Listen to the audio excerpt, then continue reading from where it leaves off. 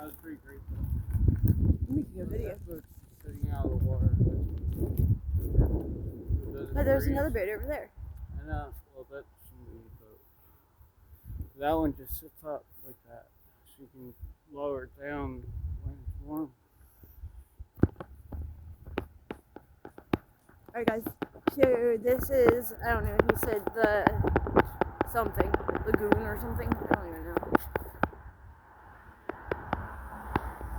So that's all the water, and that's where we just came from. That's Kevin's boat.